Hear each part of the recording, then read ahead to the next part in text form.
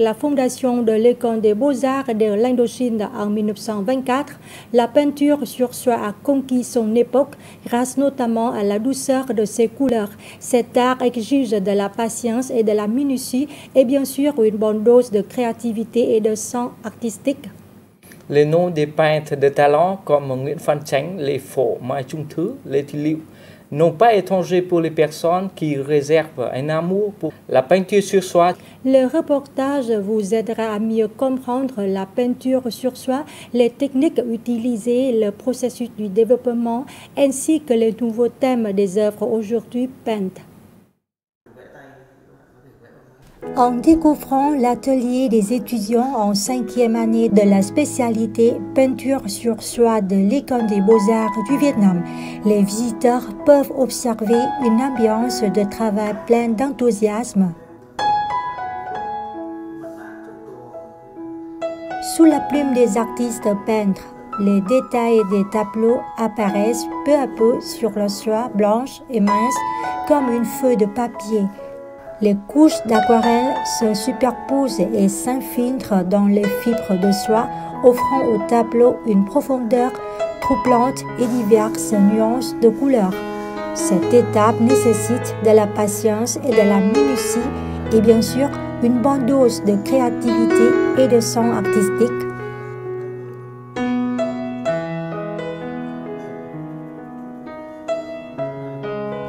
Le thème de cet atelier, les animaux et l'homme, un thème assez large pour que la créativité des jeunes artistes puisse vraiment s'exprimer.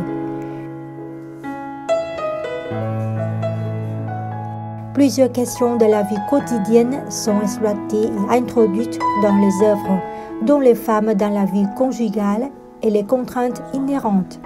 L'amour pour les animaux de compagnie, la vraie nature de chaque personne cachée derrière le masque social. Les questions liées à la vie moderne sont exprimées sur la soie, un matériau traditionnel des beaux-arts du Vietnam qui, à l'origine, était réservé aux sujets de caractère poétique.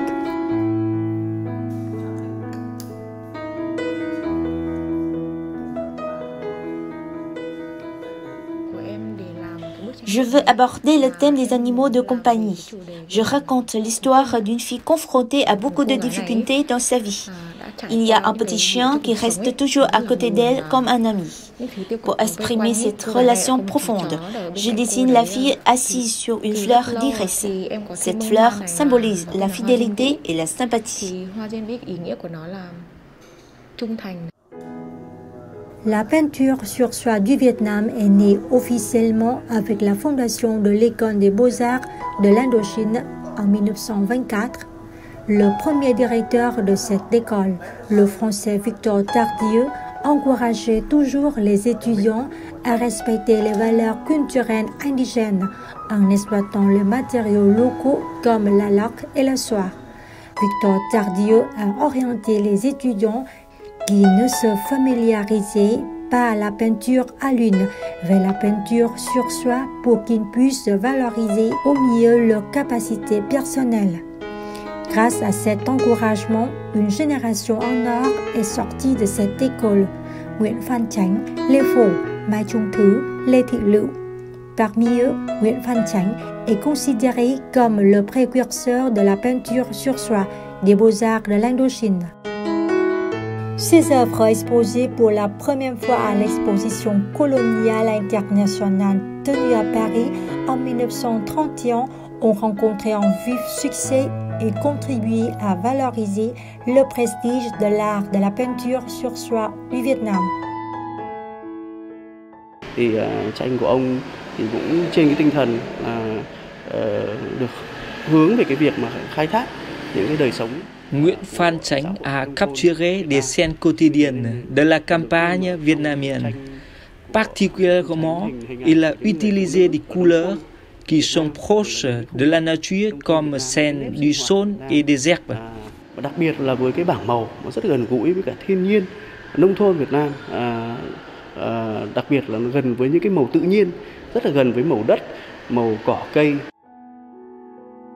D'autres peintres vietnamiens comme Les Pho, Ma Trung Thứ, Lê Thị Lự ont également acquis une renommée mondiale. Plusieurs de leurs œuvres se sont vendues aux enchères à des prix records. La soie n'est pas un matériau facile à maîtriser. Du fait de sa finesse, les artistes appliquent la technique de superposition des couches de couleurs et de lavage de la soie.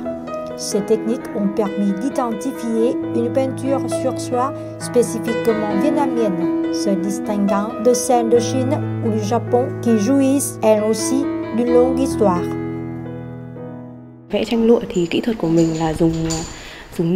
On utilise l'aquarelle pour la peinture sur soie. L'important, c'est de maîtriser l'humidité sur la soie. Cette technique doit être perfectionnée au fil des années.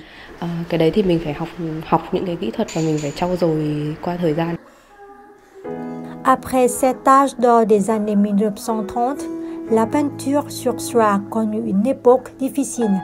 Le đổi mới, le renouveau a cherché à lui redonner ses lettres de noblesse, mais son existence reste encore fragile.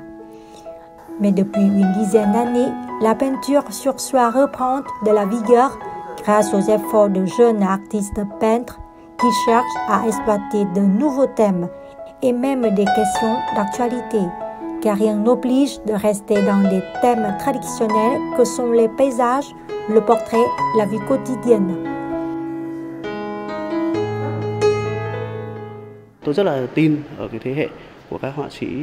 Je crois dans nos jeunes peintres talentueux.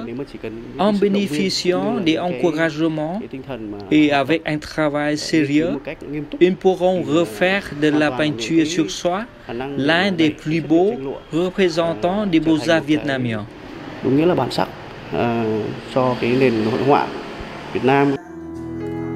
Souhaitons qu'avec les efforts sans relâche des jeunes peintres, la peinture sur soie du Vietnam retrouvera bientôt en